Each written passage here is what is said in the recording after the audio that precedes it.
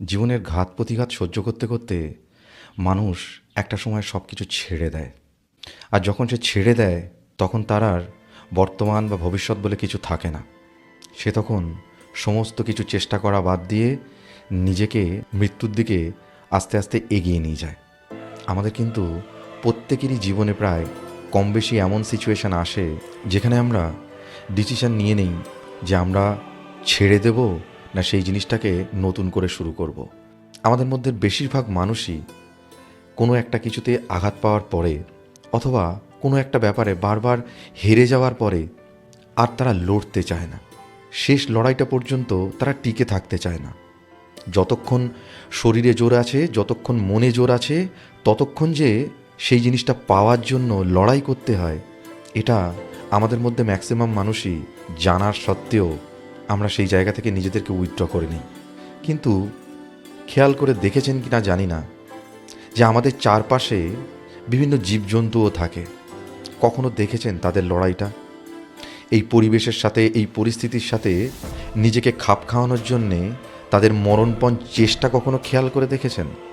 কখনো দেখেছেন যে আমরা মানুষরা খুব সহজেই যেখানে হার মেনে নেই, যেখানে নিজের লক্ষ্য পূরণ হচ্ছে না বলে বারবার সেখানে হেরে যাচ্ছি বলে নিজের ভেতরের খামতিগুলোকে ঠিক না করে নিজের পরিশ্রমটাকে বা নিজের সেই চেষ্টাটাকে আরও দ্বিগুণ বাড়িয়ে সেটাকে পাওয়ার লক্ষ্যে ঝাঁপানোর চেষ্টা না করে আমরা সেই জায়গা থেকে আস্তে আস্তে সরে আসি এবং সরে এসে আমরা আফসোস করতে থাকি যে আমার কপাল খারাপ, আমি চেষ্টা করলাম কিন্তু হলো না।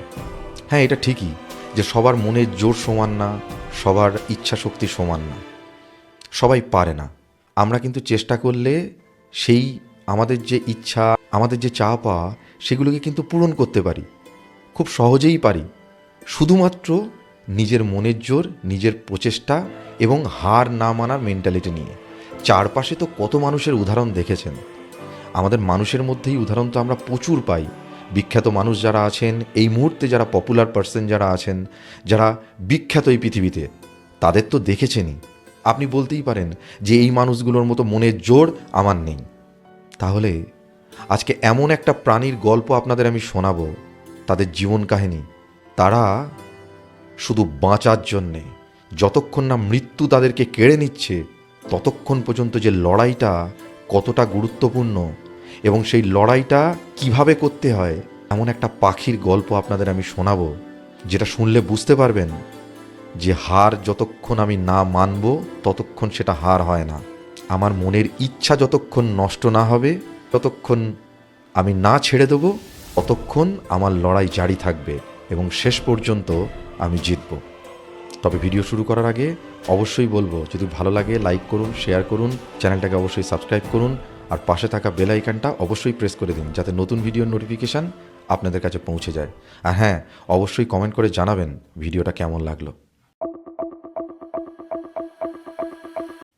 যে পাখিটার গল্প আজকে আপনাদের বলবো, এটা কোনো গল্প না, এটা তাদের লাইফের ঘটনা, এটা তাদের জীবনযাত্রা। সেই পাখিটার নাম হচ্ছে ঈগল। 40 বছর বয়স যখন হয় একটা ঈগল পাখির, তাকে একটা চরম ডিসিশন নিতে হয়, হয় মৃত্যু আর নয় নতুন জীবন। এই 40 বছর বয়সে এসে একটা ঈগল পাখির নখগুলো অনেক লম্বা হয়ে যায় এবং বেঁকে যায়, যেগুলো দিয়ে আর শিকারকে ঠিক করে ধরা যায় না। তার ঠোঁটটাও বড় হয়ে আরও বেঁকে যায়, যেটা দিয়ে খাবার ঠিক করে ছিঁড়ে খাওয়া যায় না। তার বুকের আর ডানার পালকগুলো বড্ড বেশি ভারী হয়ে যায়, যেগুলো তাকে আর ভালো করে উঠতে সাহায্য করে না। ঠিক এই অবস্থায় তার কাছে ওই দুটো অপশানই থাকে, হয় মৃত্যুকে মেনে নেওয়া আর নইলে একটা লম্বা সময়ের জন্য যন্ত্রণা সহ্য করা। এই অবস্থাতে দাঁড়িয়ে ঈগল সিদ্ধান্ত নেয় নতুন জীবনের, নতুন করে নিজেকে গড়ে তোলার, নিজেকে পরিবর্তন করার। সে পাহাড়ের শিখরে উঠে যায় যেখানে তার বাসা, আর সেখানেই শুরু হয় তার নতুন জীবন ফিরে পাওয়ার জন্য নিষ্ঠুর আর পাশবিক প্রক্রিয়া। সে প্রথমে তার ঠোঁটটাকে ওই পাহাড়ের পাথরের গায়ে থেঁতলাতে শুরু করে, যতক্ষণ পর্যন্ত না ঠোঁটটা পুরো ভেঙে যায়। সেই ঠোঁট ভেঙে যাওয়ার পর শুরু হয় অপেক্ষা, এক যন্ত্রণাদায়ক অপেক্ষা। ধীর গতির যন্ত্রণার মধ্যে দিয়ে তার নতুন ঠোঁট গজায়। এরপর সেই নতুন গজানো ধারালো ঠোঁট দিয়ে সে তার পায়ের পুরনো লম্বা লম্বা নখগুলোকে এক এক করে উপড়ে ফেলতে শুরু করে। এরপর সেই পুরানো নখগুলোর জায়গায় যখন নতুন নখগুলো গজায়, সেই নখ দিয়ে শুরু হয় বুকের আর ডানার সেই পুরনো ভারী পাখনাগুলোকে এক এক করে উপড়ে ফেলার কাজ। 150 দিন। এই 150 দিনের লড়াই, যন্ত্রণা, নিঃসঙ্গতা আর নিস্তব্ধতা, এত কিছুর মধ্যে দিয়ে যে প্রক্রিয়া তার চলতে থাকে, সেটা যখন শেষ হয় সে আবার নতুন জন্ম লাভ করে। সে আবার আগের মতো উঠতে শুরু করে। নতুন একটা জীবন, আরও শক্তিশালী, আরও স্বাধীন। আর এভাবেই আরও 30টা বছর সে জীবন উপভোগ করতে থাকে। কি বুঝলেন? কিছু সময় বাঁচতে গেলে বাঁচার মতো করে বাঁচতে হয়। আর এই বাঁচার মতো করে বাঁচতে গেলে নিজেকে পাল্টাতেই হবে।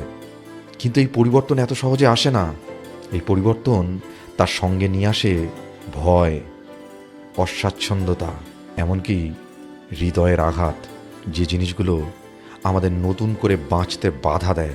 তাহলে সে কোনো পুরনো অভ্যাসই হোক বা বিশ্বাস, বিষাক্ত কোনো সম্পর্কই হোক বা সঙ্গ, যেগুলো জীবনকে নতুন করে বাঁচতে বাধা দেয়, সেগুলোকে ছুঁড়ে ফেলতেই হবে। নিজেকে বদলাতে গেলে যন্ত্রণা, নিঃসঙ্গতা, নিস্তব্ধতা, ভয়, এই সব কিছুকেই আপন করে নিতে হবে, এবং সেটা হাসি মুখে। তবেই একই জীবনে দ্বিতীয়বার নতুন করে জন্ম লাভ করা সম্ভব। জীবনের লক্ষ্য, জীবনের উদ্দেশ্যগুলোকে সফল করা সম্ভব। যাই হোক, ভিডিওটা কেমন লাগলো অবশ্যই কমেন্ট করে জানাবেন। ভালো লাগলে লাইক করবেন, শেয়ার করবেন, আর চ্যানেলটাকে অবশ্যই সাবস্ক্রাইব করুন। আর পাশে থাকা বেল আইকনটাকে অবশ্যই প্রেস করে দিন, যাতে নতুন ভিডিওর নোটিফিকেশান আপনাদের কাছে পৌঁছে যায়। এরকম অনেক ভিডিও নিয়েই আপনাদের সামনে আমি বারবার আসবো। আজকের মতো বিদায় নিচ্ছি। সবাই সুস্থ থাকবেন, ভালো থাকবেন। নমস্কার।